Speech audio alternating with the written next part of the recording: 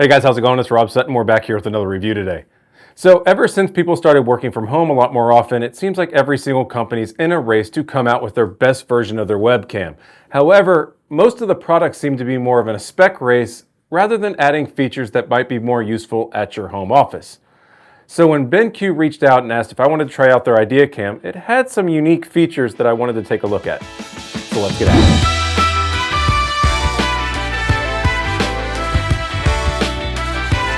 So here it is, the ideaCam from BenQ.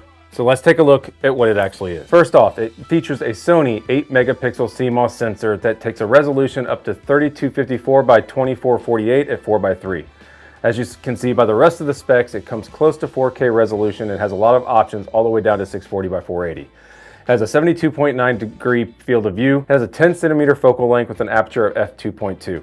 It does feature autofocus, auto exposure, and auto white balance. It has dual mics with noise reduction. It also features a 6 LED ring light with a freeze and light button on the camera itself. It fits monitors in 10mm to 75mm thickness and also has a tripod mount. It comes with an optional remote control, a lens cover, and starts off at $187 without the remote and $206 with. So the key takeaways from the features are: one, it is not true 4K. It comes really close in resolution, but it is still a lot higher than some of the 2K cameras at the same price point. And one thing I want you to keep in mind when it comes to resolution on webcams is being a true 4K, 2K, that really doesn't matter all that much because the software is going to compress it to a point that it really is more like 1080, 720 or less.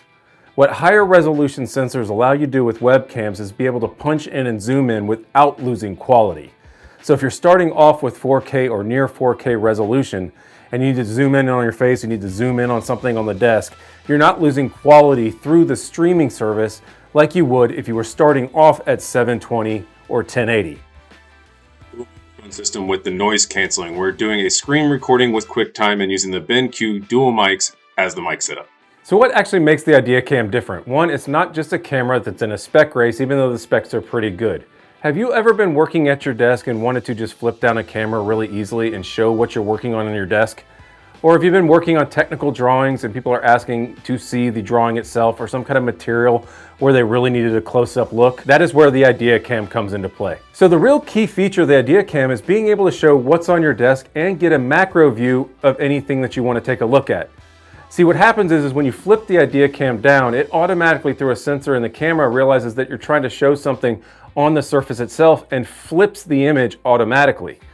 So what you could do is just flip the camera down, use the ring light to light your desk, and you can actually show what you're working on your desk in real time without having to adjust the picture at all, which is a really cool feature. Then what you can actually do is take this lens, put it on the camera itself, and get a macro 15x view of anything that you put the camera up to. Since this camera is not permanently mounted to the mount itself, you literally can just pick it up off your screen, put this lens on, and show anyone what you're working on in a 15x macro view on your desk.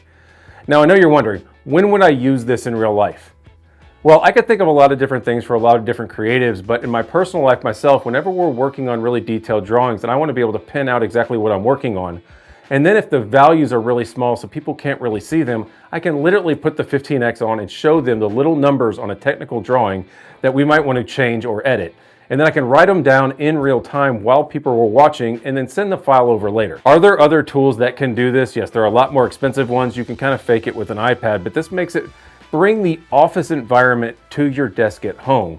It's a lot of stuff that we used to do just sitting at the conference desk that you can't do in Zoom or Teams meeting. And then on top of that, all of this functionality is completely integrated with any of the software that you use for your conference calls, whether it be Zoom, Teams, WebEx. All you have to do is set up everything in BenQ Inspire, their app that is downloadable for Windows or Mac, and you're good to go. All you have to do is set it as your camera that you need to use within the apps, and it works seamlessly throughout all those platforms. This one does come with the optional remote, which is really nice when you need to manually focus, autofocus, freeze frame it, wanting to show something and present it to everyone on the screen. It also has a mute button on it, which is really helpful if you need to quickly mute and unmute in big Teams calls. And it also has a zoom ring, which makes it so that you can actually zoom in and zoom out of the camera in any software you're working in straight from the remote. So it seems pretty perfect, right? You get everything that you get out of a high quality webcam and you get the additional features of being able to work on your desk like you would be at a desk with someone else. So with all these additional features and a high quality Sony sensor, are there any downsides? One, you are dealing with a more medium to high range webcam. So the pricing in this, especially if you enter the remote into play, can be higher than say your $50 camera off of Amazon. And number two, it is a bulkier setup than most webcams. So if you have a really light hinge on your laptop, it might want to push it a little bit more because it's a little bit heavier. It's a little bit harder to pack up and take on the road with you. If you're looking for a really compact setup, this is a little bit bigger and you just need to kind of get used to that if you're going to use it. So overall, I'm really happy with the BenQ ideaCam setup. The included remote is really helpful when you need to be doing a lot of things on the fly, and the ability to actually share the data and everything I'm doing on my desk like I would be in a normal office is something that no other webcam I've tested is actually done really well. They designed this webcam with that in mind, and really they kind of hit it out of the park.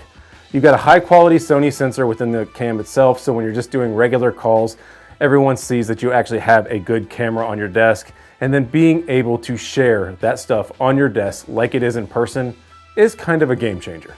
So yes, it is a little bit more bulky. It's not exactly cheap. It's not exactly easy to travel with.